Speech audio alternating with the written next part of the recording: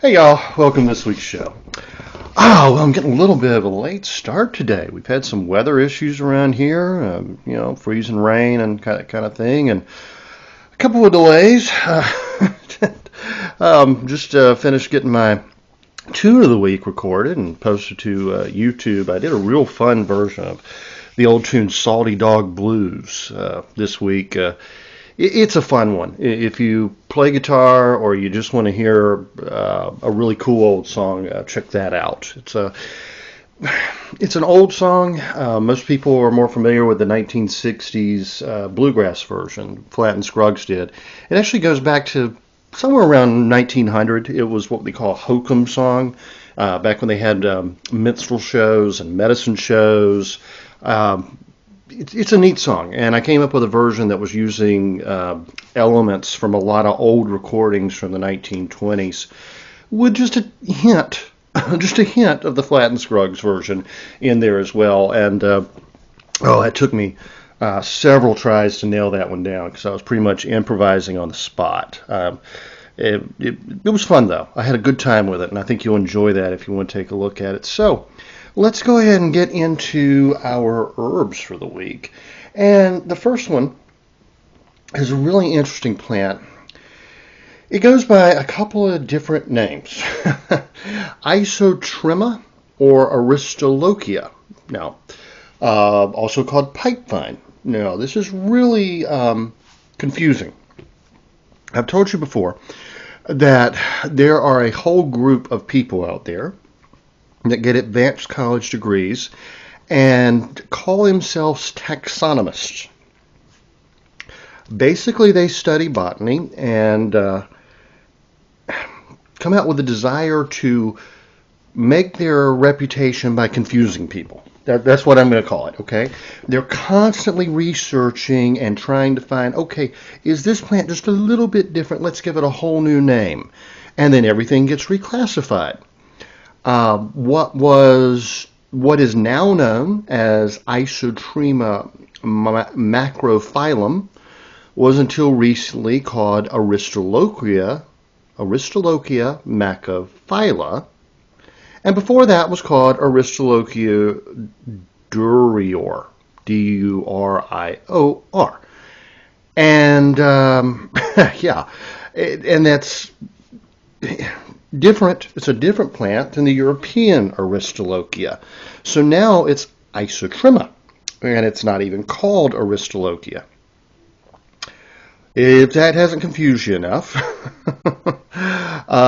you may wonder why I always say learning the Latin names makes things clearer. Well, not when they keep changing the names of things. You're reading about this one plant, and then in a book written the next year, it has a completely different name.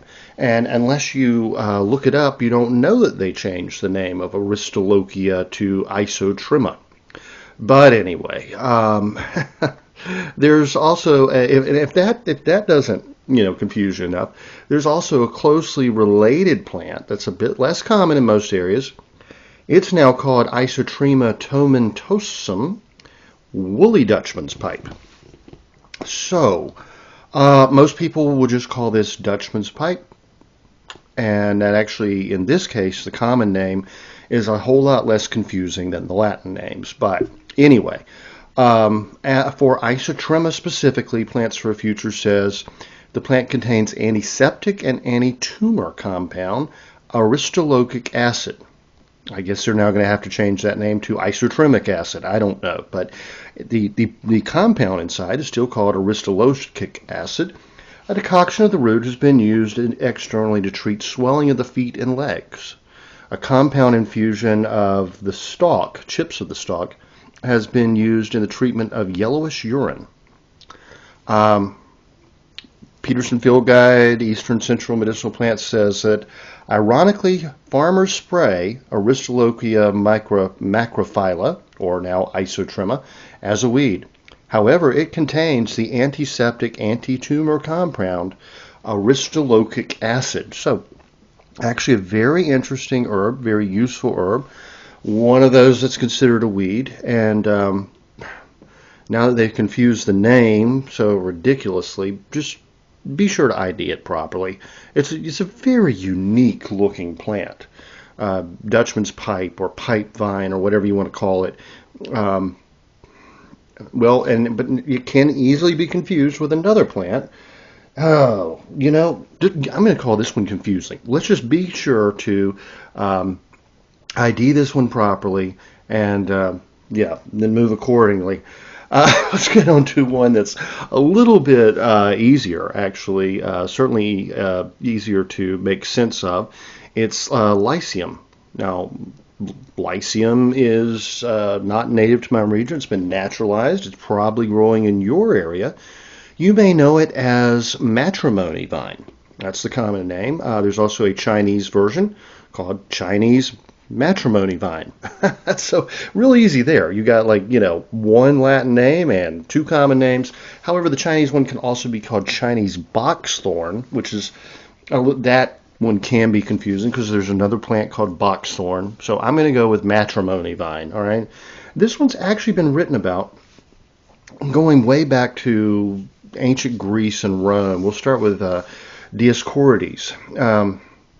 He wrote of Lycium, which in his area was more of a shrub form, and I think he said it was similar to the box tree. And remember, we said the Chinese matrimony vine is also called Chinese boxthorn, but this is the Lycium family.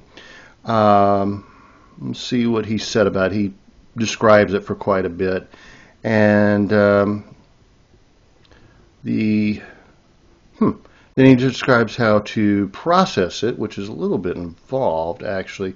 But anyway, he said, it is astringent and removes things that darken the pupils, interestingly. It heals scabs on the eyelids, their itching, and old discharges. Rubbed on, it is good for pus-filled ears, tonsils, ulcerous gums, chapped lips, cracks in the perineum, and chafing of the perineum.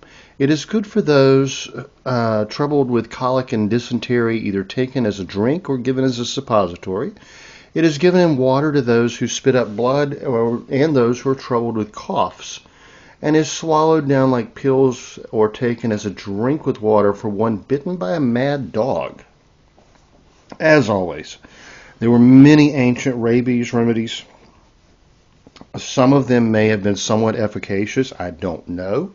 But if you are bitten by a rabid dog, you probably need to get to the hospital as quickly as possible. I'm not going to say sit around and use herbs, even if some of them do work fairly well in some cases. I think that's one of those things you really ought to get to the hospital as quickly as you possibly can. I say the same thing if you're bitten by a rattlesnake. Even though I know 2 or 3 people who have treated it themselves at home using natural herbs and remedies, such as cactus pads or clay for drawing, and then various herbs for the venom, and antiviral and antibiotic herbs, antimicrobial and antibiotic herbs, because it can often be infectious as well. And not only survived, but one of them said had a better experience doing it themselves at home than going to the hospital. So I'll leave it up to you, Thank God I've never been bitten by a rattlesnake. I hope I never am bitten by a rattlesnake, but I think if I was, that would be one of those instances where I'm not going to run grab a book that tells me how to treat a snake bite and use what the herbs are in my cabinet. I'm probably going to seek professional medical attention in that case. Maybe on my second go around, I would try it at home once I've experienced it once and know what herbs to have on hand. Where I live, at higher elevations in the mountains of North Carolina, we have no venomous snakes. I don't have to worry about it. When I'm off the mountain, copperheads are the main issue, and I wear snake-proof boots, no problem. I've never, knock on wood, thank God I've never been bitten. Down in the coastal swamps, the cottonmouth, which is a variety of rattlesnake, is pretty prevalent. Most people I've spoken with that have been bitten by a cottonmouth survived it just fine, not seeking medical treatment. Others, I've been told, have died, but I haven't actually known anyone in my family or friends that died from a cottonmouth snake bite. But wherein I think the problem lies is that they tend to congregate like in nests, and like in the Cape Fear River and the Black River are very well known for like people. Well, I've been told stories of this, never actually happened to me, so I'm taking, people may have just made this up, but for what I've been told, you can be out there in a little John boat or something, and you run into a nest of them, they start jumping in your boat, and you get like a bunch of bites and die. So, anyway, moving on. We were talking about how Dioscorides said it was good for people who have been bitten by rabid dogs, and we're not going to take that literally, I think. Let's see. It is given in water to those who spit up blood. It stops the menstrual flows of women. It helps those bitten. Well, we already said that. Mad beasts. Okay. It is said that the Indian version of Lycium is made from a shrub called longitis. This is, again, old taxonomy. We don't really need to know about that. Anyway, boiled in vinegar, taken as a drink, it is said to cure inflammations of the spleen and the head, and to expel women's flows. Given raw, pounded into small pieces, taken in a drink, is said to have a similar effect. A half wine glass full of the seeds, taken as a drink, purges out watery matter and is an antidote against deadly medicines. So interesting.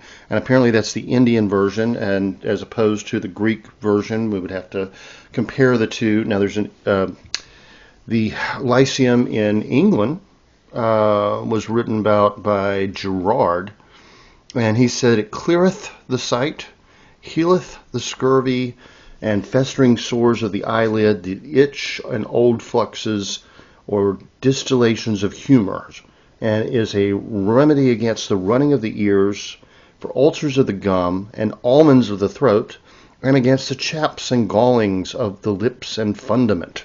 Wow. Yeah, that's a lot of Elizabethan English terms that we don't use anymore, so let me kind of see if I can translate them a little bit. Healeth the scurvy festered sores of the eyelids. Well, there are sores related with scurvy, lack of vitamin C, but in this case we're probably talking more of a, well, it could be that, but we may be even talking like more of a, well, really any kind of sore on the eyelid. It wouldn't necessarily have to be caused by scurvy, because this is being used externally. You're not getting any vitamin C from it. But anyway, for the itch, he's talking more like eczema, psoriasis, and the psoriatic sores could also form on the eyelids. That's why I hesitated for a minute. Old fluxes, that means bleedings, or it can also be diarrhea. It can be menstrual bleeding. Again, we were told by Dioscorides that it was very astringent. Distillations of humors. That essentially means mucus, running nose, or other areas. You might have, well, he talks about specifically running of the ears, so like, pus in the ears or anything like that. Ulcers in the gums, the almonds of the throat are the glands in your throat that get swollen when you get a sore throat. And the chaps and gallings of the lips, that just means sores on the lips. And the fundament, that's the perineum again. So we're going very, very similar to what Dioscorides said, and he does cite Dioscorides in his work. Botany in a Day says, and this is the American one, this is, we don't have to wonder, is this the Indian one or the Greek one or all that, Greek or whatever. Botany in a Day says a tea of the leaves is taken, a tea of the leaves is taken to dry in pleurisy. A tea of the berries is taken as an eye tonic to improve vision. So I think I might actually have a typo there in my notes. A tea of the leaves is taken dry in pleurisy. I think that's what he's saying. The dried leaves are made into a tea. And the tea of the berry is taken as an eye tonic and to improve vision. So very similar uses from one continent to the next. Plants for a Future says of Lycium, or Boxthorn, as they call it. A sweet tonic decoction made from the fruits is used to lower blood pressure and blood cholesterol levels. It acts mainly on the liver and kidneys. The fruit is taken internally in the treatment of high blood pressure, diabetes, poor eyesight, vertigo, lumbago, impotence, and menopausal complaints. Interesting. So vertigo is, dizziness, and lumbago is essentially lower back pain. I'm wondering wondering what the effect is. Interesting. Never tried it. I'll have to give this one a try next time I have lumbago, because I'm obviously not going to have menopausal complaints. Also used for impotence and, we mentioned diabetes. The fruit is harvested when fully ripe and is dried for later use. The root bark is bitter, cooling, and an antibacterial herb that controls cough and lowers fevers, blood pressure, and blood cholesterol levels. It is taken internally in the treatment of chronic fevers, internal hemorrhages, nosebleeds, tuberculosis, coughs, asthma, etc.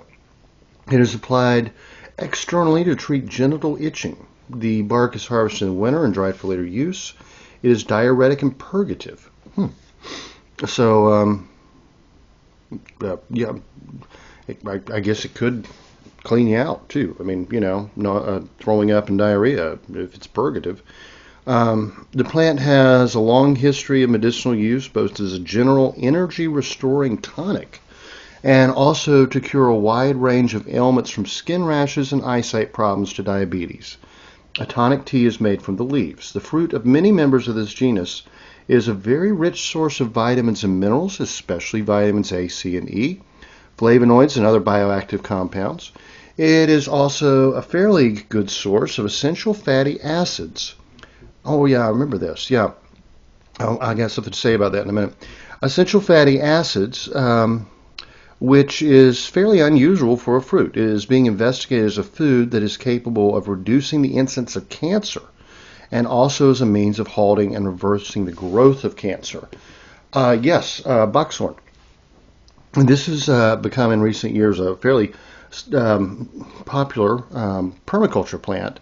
There are a few varieties that have been bred for better flavor. And one fellow I was talking with about 4 or 5 years ago, he was using it specifically as a food and for the antioxidant, anti-cancer properties. He was having severe macular degeneration, and he found that this was one of the fruits that might help slow it and reverse it. And he started planting boxthorn, goji berries, gummy berries, hawthorn. I cannot remember all the berry bearing plants that he was growing. And yeah, I mean, he bought them as fairly mature bushes, so they were in fruit just about right away. And he was buying extra fruit. Blueberries were in there, anything, these dark fruits that he could get. And it did. His doctors were like blown away. His eyesight stopped deteriorating and actually began to improve. And they said they had never seen that before, and he really attributed it to the Boxthorn. C Boxthorn, that was the one he was using, if I remember correctly, C Boxthorn. It was another autumn olive. That's one he really liked. It's illegal to grow in some places because it spreads. It can be weedy, but he was doing that one. Gosh, I can't remember all the berries, but the C Buckthorn, that was the one that he really liked, and the Boxthorn, and he really attributed, and the Goji berries and the Goji berries. Those were the ones that he really attributed to helping his vision. Also, rose hips, very high in vitamin C. He was growing so many different berries, it's hard to remember all of them. I mean, the loganberries and the blackberries and the raspberries and strawberries and blueberries and various haws and everything. He really believed that the antioxidant compounds and the essential fatty acids, specifically in the Boxthorn, were really going to help his vision, and they seem to. That's all I can say. I mean, I can't say for definite that they did, but it blew the minds of his doctors. They said they'd never seen anything like it before. So, medicinal use of Chinese Boxthorn. It says Chinese Boxthorn is a major Chinese tonic herb. Let me get a sip of water here. Got a little frog in my throat there. All right. Which I always, whenever I hear that phrase, I always think of that Marx Brothers movie where there's stowaways on the ship. And yeah, I think it's the one where there's stowaways on the ship. Anyway, Harpo gets a frog as a pet, and it gets loose, and he can't find it, and he goes into the barber shop. And the guy says, excuse me, I got a frog in my throat. And Harpo throws him down and opens his mouth looking for that frog, I love the Marx Brothers. Huge Groucho Marx fan. If I could be as witty as Groucho Marx, that would be like one of my dreams come true. But the problem with being as witty as Groucho Marx is you essentially have to insult everyone around you, and you end up with very few people liking you. Groucho actually had a very unhappy life. He was caustic and witty, and he had some emotional issues. He was extremely intelligent, but he also had a big chip on his shoulder. He had to be the smartest person in any room, that kind of thing. And he suffered from depression and insomnia and all that kind of thing. So kind of, sad guy, but probably the funniest man ever lived, and absolutely brilliant. I mean, one of the jokes I always use when I'm talking about the mountains, where I live, there are more bears than there are people, literally. And people are like, wow, what do you do about bears? Oh, I'm like, bears are everywhere. You get used to them, and they kind of keep their distance. But let me get some more water here. Yesterday morning I caught a bear in my pajamas. How he got into my pajamas, I'll never know. Right? Oh, Groucho Marx. It was an elephant in the story. Yesterday morning, one morning I shot an elephant in my pajamas. How he got into my pajamas, I never know. I just changed it for, bears. Because, of course, there are no elephants where I live.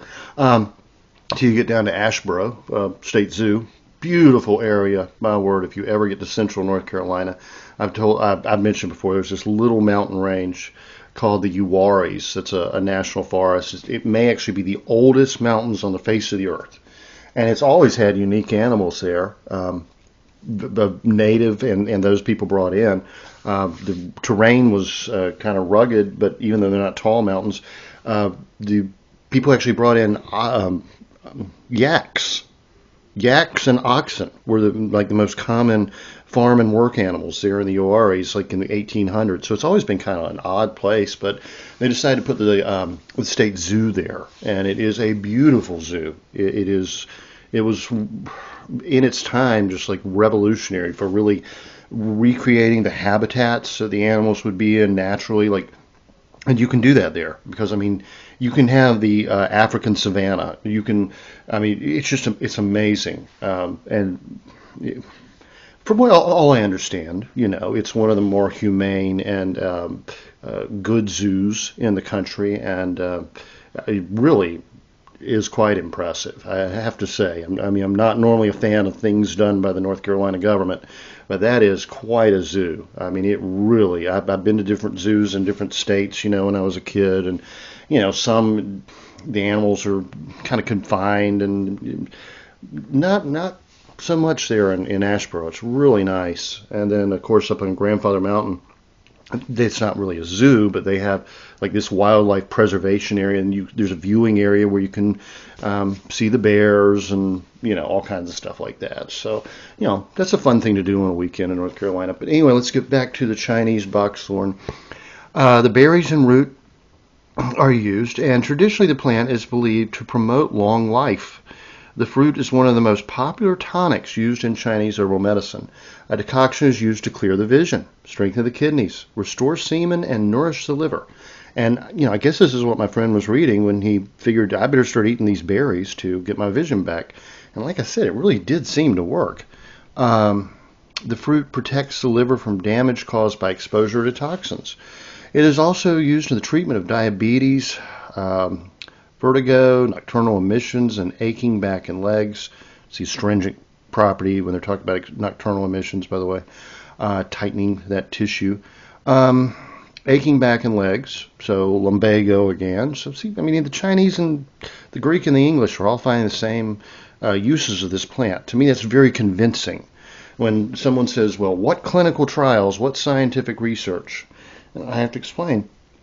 A lot, because plants are free, because God gave everybody plants, the pharmaceutical industry does not really have a great incentive to do a lot of testing on them. So many herbs do not have, and many do, but many herbs do not have intensive, peer-reviewed, blind clinical studies. I mean, sometimes they do, and that's great.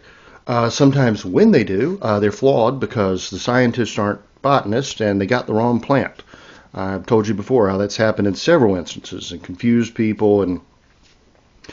But if herbalists that actually know the plant in various regions of the world, not communicating with each other, sometimes centuries apart, find the same uses for the same plant, I find that absolutely as convincing as clinical studies, and actually far more convincing because, like I said, a lot of times chemists and various scientists, they don't necessarily, they're not botanists, they're not herbalists. Good example, St. John's wort. I mean, in the 90s, people kept saying, St. John's wort's great for depression. St. John's wort has antiviral properties. Echinacea, same thing. Echinacea, antiviral. Echinacea helps with flus. Scientific studies come out, yeah, it does, and everybody gets excited. Scientific studies then come out and say, no, it doesn't. Scientific studies come out and say it may be dangerous. And everybody, nobody knows what to do or what to think. It turns out the plant sellers, the herb sellers that sold those plants to those scientists didn't sell them the same plant every time. One was St. John's wort, one was something completely different. One was echinacea, one was something completely different. Never mind, they're like, 3-5 varieties of echinacea that have different properties, and they're testing all as being essentially Echinacea purpureum when it's not. And never mind that St. John's wort has, I don't even know, 30 or 50 different varieties, which do differ in potency and certain characteristics, depending on the variety. And you also have to remember these are natural plants. The potency of a plant is going to differ dramatically depending on where it grows and in what conditions. Generally speaking, higher elevation plants are much more potent than lower elevation plants. Plants that get a lot of rain are of less potency than plants that don't get a lot of rain. Plants that are exposed to strong winds can often be stronger plants. It's, soil composition, acidity, mineral content. These are these are wild plants. There are a few, like say digitalis. That would be a really good example.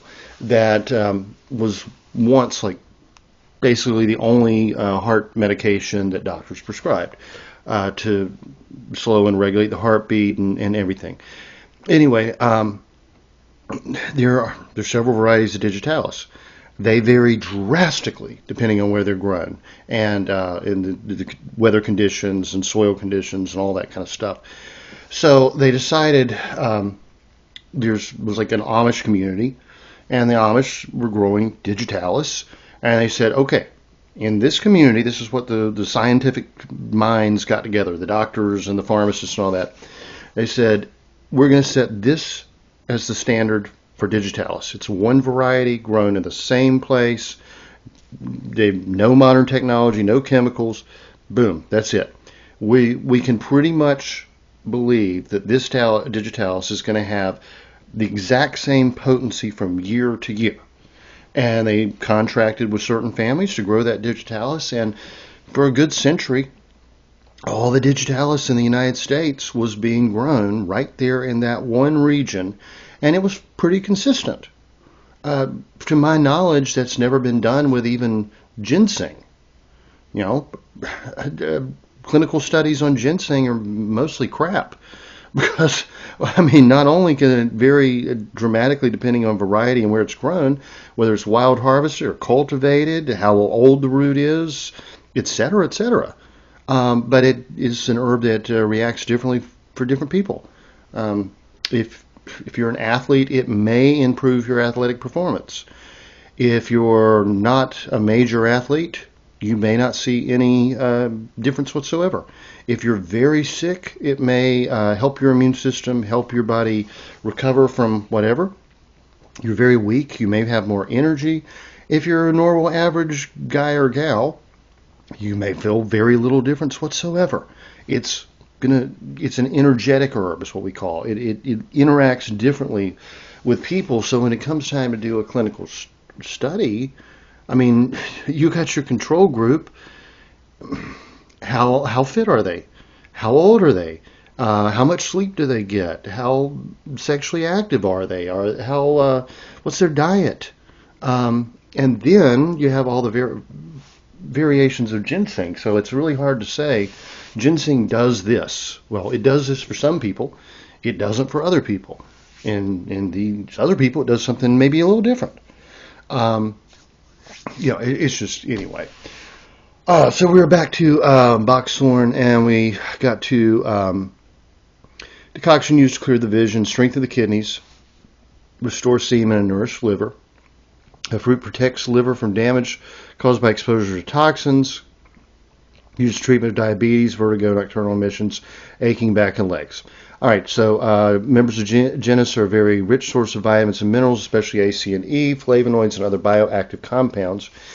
It is also a fairly good source of essential fatty acids, which is unusual for a fruit.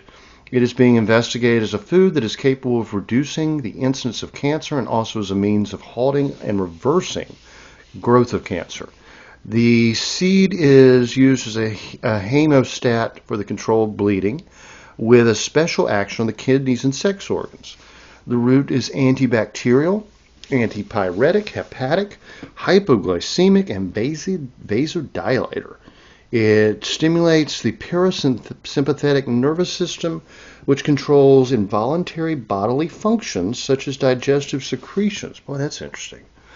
The root is used in the treatment of pulmonary tuberculosis and pneumonia in small children, chronic febrile disease, night sweats, coughs and asthma, tuberculosis, hypertension, diabetes, diabetes mellitus.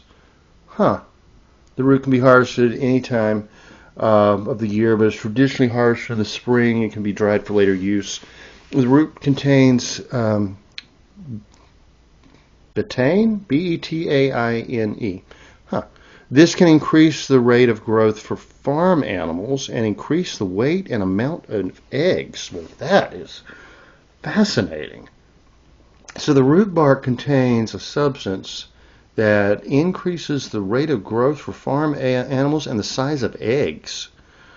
It is used in the treatment of arteriosclerosis and hepatic diseases, liver diseases, also a hemostatic. Wow, really interesting, really interesting. I'm probably going to be adding this to my to-grow list when things get back to normal. That is fascinating. Yeah. All right, so I think I'll wrap it up there. We covered two really interesting plants. Yeah, we'll wrap it up there. Wow. I need to reconnect with that guy and see how things went with his vision. I haven't spoken with him in about 2-3 years, but see if he added anything else to that collection. But if you go to One Green World is a really good site. I'm sure there's some others. There are also some just permaculture sites that will list edible berries. But One Green World is actually a nursery. They're a little pricey, but they're very high quality. But what's really nice about them is they have a tool where you can put in your zip code or your hardiness zone and click berry bushes that form berries, whatever. And it will list all the edible berries that will grow in your area. And then you can cross-reference them and see. Cornelian cherry was another one he really liked. That's actually in the dogwood family. And honeyberries. That's a honeysuckle vine that grows edible berries, which are really absolutely delicious. And now, a few months ago, some guy just absolutely went crazy because I was talking about the medicinal uses of various varieties of honeysuckle, and he was vowed and declared they're all poisonous and will kill you. Well, there's actually one that bears fruit, honeyberries. Really good stuff. Actually, really delicious. Oh, passion flower would be another one. Passion fruit, full of antioxidants and anti-inflammatory compounds. Phytonutrients. Yeah, I mean there really are a lot. Oh, and then the kiwis. There's several varieties of kiwis that will grow in different growing climates. They're not all those big fuzzy ones you get at the grocery store. There's some really interesting kiwis. Ground cherry was another one. If you go to the grocery store and you see those little things that look like green tomatoes that are covered with a papery husk, those are tomatillos, right? They make that fantastic green salsa, salsa verde. That family actually has several varieties, and they're all called ground cherries. One of my favorites tastes like pineapple. Absolutely delicious. That's what I remember discussing with him. He was growing. And, all these contain a lot of sugar, and if you have blood sugar issues, you might have to be a little careful. But those antioxidant compounds, those phytonutrients, there's another word I'm looking for right on the tip of my tongue, but bioflavonoids and all that have been shown to have anti-cancer properties. I will not make the claim that you can cure cancer in any way, shape, or form. But, my buddy Matt Powers, his wife developed cancer, and he started growing all their own food and really putting a lot of citrus and berries and such in her diet, and she went into remission. So that was very good.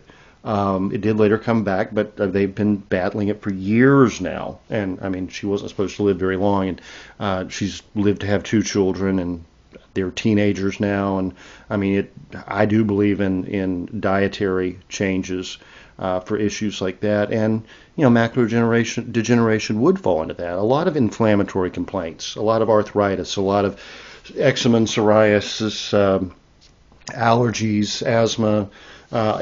Just about everything has an inflammatory component, and if you can use those plant nutrients to reduce that inflammation, a lot of times you can get control of things. So y'all have a great week. Enjoy this winter weather, which is pretty darn nasty today. If you don't have one, I want to, before I wrap up the show, I highly recommend getting a weather radio. It's really odd to me that the federal government would have gone to the trouble and expense of putting weather stations in every state in the United States, all 50 states. In North Carolina alone, I think we have about 30.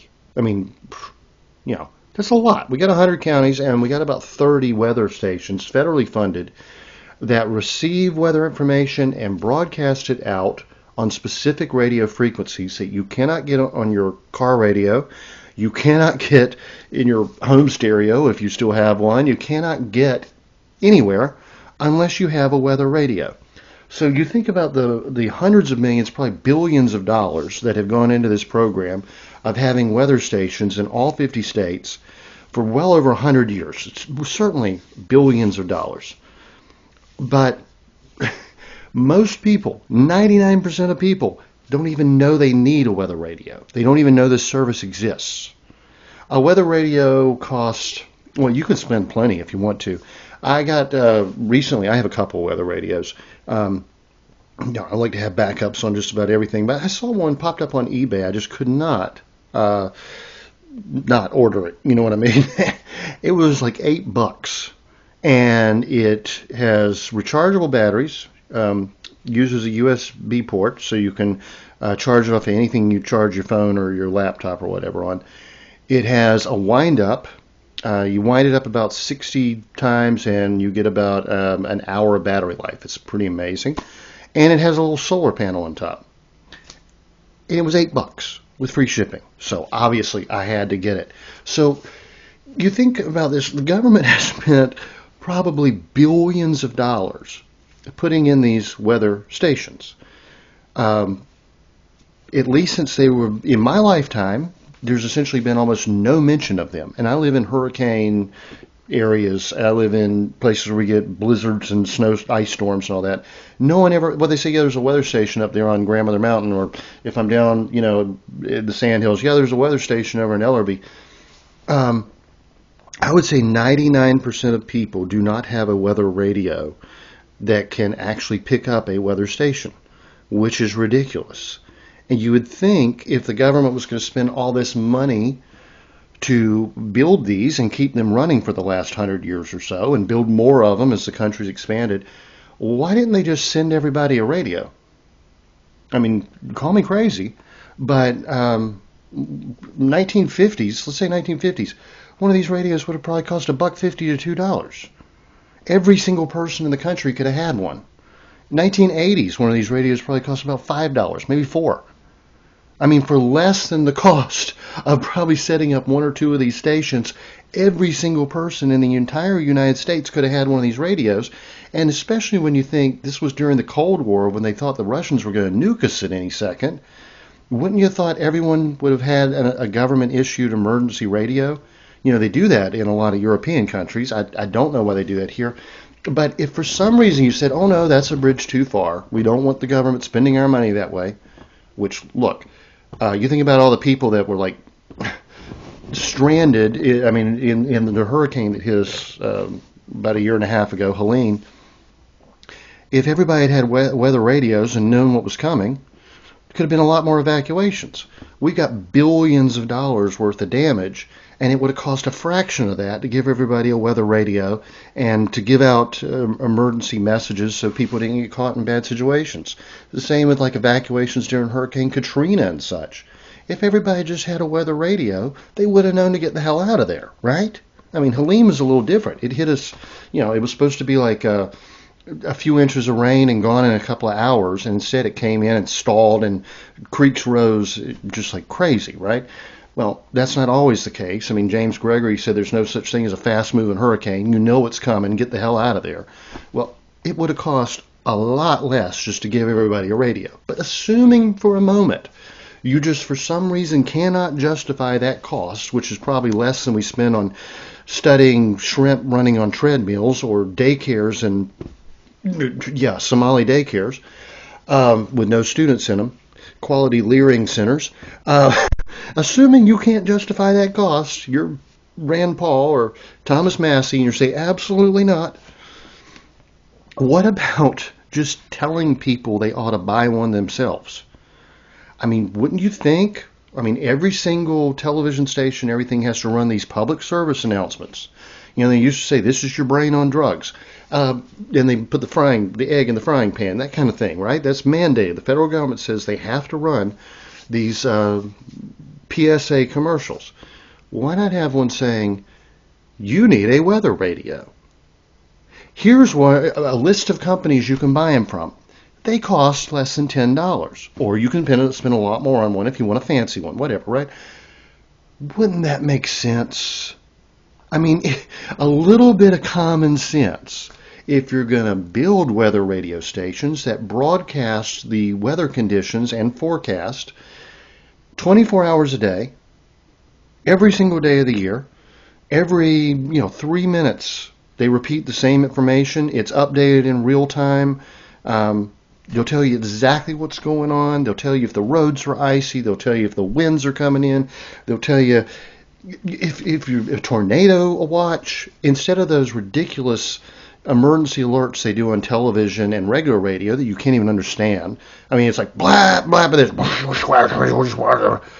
can't even understand what the dude's saying. I mean, that's mind-numbingly stupid.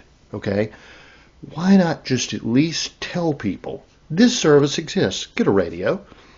I wouldn't have even thought about it recently had it not been for a commercial for, I think, Newsmax magazine. They say if you subscribe, they'll send you a free weather radio, emergency radio. I thought, oh yeah, that's cool. I got one. I got two. I like that hand crank thing. Wonder what these things cost. Hey, I can get one for $8. I don't need Newsmax magazine. I'm not going to read it. But, I mean, I could read it. I got nothing against Newsmax magazine. It's just I got other things to do. So I don't need their radio. But I'll buy this one. And I'm just so impressed with this thing. It's cheap. It's easy. I charged it. It's been holding the same charge now for like 2 months. I mean, it's ridiculously efficient, and it cost $8. I mean, if there's some, billionaire out there that happens to hear my show and you want to do something philanthropic, trust me, don't give money to the Humane Society or the ASPCA. They actually kill more animals every year than all the hunters put together in the United States. I think that, I can't remember which one it was. They actually only operate like one shelter, okay, in the entire United States. There's one out there. The name's not coming to me. It's one that advertises on television, and they're a complete utter fraud. They show you pictures of suffering animals and take your money and enrich themselves. And meanwhile, the other one just runs kill shelters. I mean, they don't. Got a animal shelter in one of the counties in North Carolina. I won't mention which one. I probably should, but honestly, I think they're about all this way. They're constantly soliciting donations, constantly fundraisers. All the country clubs and everything, they have these fundraiser nights where everybody comes in their tuxedos and golf tournaments and all that. Constantly soliciting funds. They get a lot of government money too. My little buddy died. Anyway, I was thinking about adopting another dog. And I thought, well, maybe there's one in a shelter, that needs a home. And I thought, a boxer would be cool. I haven't had a bulldog in a long time. I had a bulldog as a kid. Boxers have such a great personality. Let me see what they got out there. Oh, wow. There's a 4-year-old boxer down there at this shelter. They say he needs a good home. I think I'll go adopt this dog. So I called him up. Okay, yes, sir. First of all, you have to turn in an application. And then there's an application fee. And I think it was like $80. We're going to need 10 years of veterinary records that are current. I said, well, I haven't had a dog for over a year now. Well, I don't think you're going to be eligible, but we'll see. And I said, but, also my dog was healthy. He never went to the vet. And dead silence. They said, what do you mean? I said, my dog never got sick. My dog never got injured. I took care of my dog. Well, we can't allow you to adopt a dog without 10 years of current veterinary records. What? And then there's going to be an adoption fee. And I basically, at the end of it, was told I was not eligible to adopt a dog because I take too good care of my dogs. And I said, just out of curiosity, and I was polite, because I still thought I might be able to get the dog. I said, just out of curiosity, I said, how many animals do you have at the facility? And they told me. And I said, how many adoptions in a year do you do? And The number was in the dozens. I mean, it was like, I can't remember specifically, but I mean, basically, they're bringing in animals that are abandoned, donated, found, whatever, and they're housing them for a period of time, and they're not allowing anybody to adopt them. I mean, really, the number of people that actually are able to meet their qualifications is like minuscule. Hundreds of animals coming in on like a monthly basis, and maybe 1 or 2 or 12 going out, and the rest are being euthanized. We got a problem here. Got a big problem here. And yeah. Anyway, I wasn't able to get that dog. Hope somebody else did. He's not on their site anymore. So stuff like that makes me really, really angry. Really, really angry. So if you're a billionaire philanthropist and you actually want to do something that helps people, how about start a program to send everybody a weather radio? I think if I bought one from that company for $8, they'll probably give you a wholesale deal. You know, you could probably get 1,000,000 of them for $5 a piece, right? And send them out to, set up a site where people can request one. Obviously, you don't want to just send them out at random. Most people won't know what they are. But set up a site, freeradio.com. That's probably taken, but something like that. And, you could actually do some good and not, what made me think about this is yesterday on the news, they said millionaire so-and-so donates $1 million to, I think it was a Humane Society or something like that. And it just made me livid. So angry. They had him on the news, and it's an honor and a privilege to do this. We care so much about animals, and we want to help animals. I want to help animals. I want the money to go to something that actually helps animals, not the people that advertise on television with the tear-jerking, heartbreaking commercials. Those are not honest people, and like I said, I can't remember which name. It was Humane Society or ASPCA or whatever that. Look them up yourselves. I'm not accusing any specific organization of any wrongdoing, but I think there's a website. There was at least a couple years ago when I looked it up called humanewatch.com. If it's still out there, you might want to look at that. Draw your own conclusions. Man, made me really angry. Really, really, really angry when I realized the scam that was going on. That's essentially killing pets for profit and convincing everybody that they're good people. Really, really angry. I mean, yeah, that's right up there with the Somali daycare fraud. Okay, so y'all have a good week, and I'll talk to you next week, and hopefully have something a little more positive to end the show on. Anyway, have a good one. The information in this podcast is not intended to diagnose or treat any disease or condition. Nothing I say or write has been evaluated or approved by the FDA. I'm not a doctor. The U.S. government does not recognize the practice of herbal medicine, and there is no governing body regulating herbalists. Therefore, I'm really just a guy who studies herbs. I'm not offering any advice. I won't even claim that anything I write or say is accurate or true. I can tell you what herbs have been traditionally used for. I can tell you my own experience and if I believe an herb has helped me. I cannot nor would I tell you to do the same. If you use an herb anyone recommends, you are treating yourself. You take full responsibility for your health. Humans are individuals and no two are identical. What works for me may not work for you.